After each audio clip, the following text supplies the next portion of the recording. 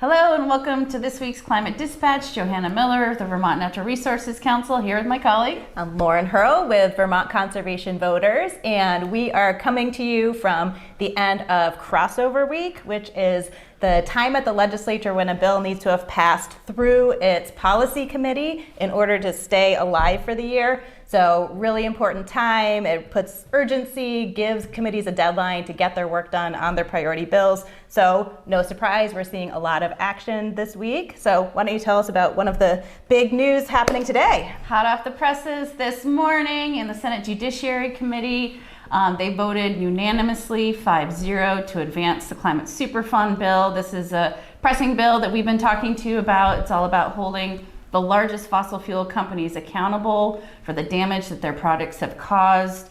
We're sitting right now on the heels of the warmest winter on record. We're also on the heels of a climate-induced catastrophe with the unprecedented flooding in Vermont last year. Those fossil fuel disasters are incurring huge costs and consequences for Vermont communities. This bill is really all about making sure that the biggest fossil fuel polluters are helping to pay for the costs of the damage that their products have caused. So it's a massive, really important, unanimous support from Senate Judiciary. The bill is going to advance next week. We're really excited about its prospects and the progress. We'll keep you posted, but it's really great news, and thank you for all you've done so far to help make that possible. But there's also other really important bills happening. Lauren, tell us about the flood recovery bill.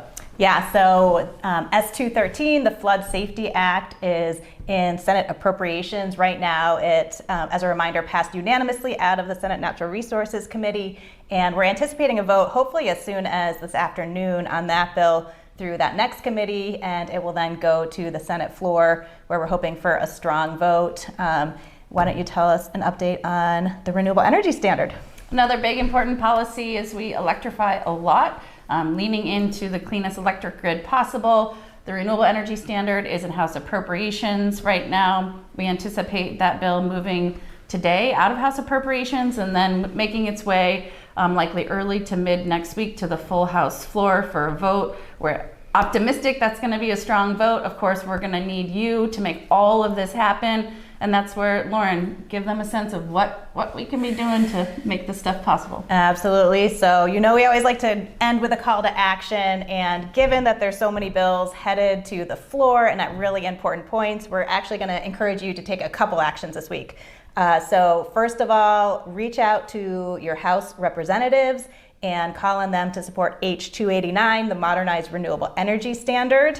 And then if you could reach out to your senators and call on them to support the Climate Superfund Bill, S259, and also the Flood Safety Act, S213, making those two contacts to both your reps and your senators, a huge time. There's going to be, again, these floor votes next week. So hearing from you is so important at this moment. So thanks for making your voice heard, and we'll be back with you next week. Thanks.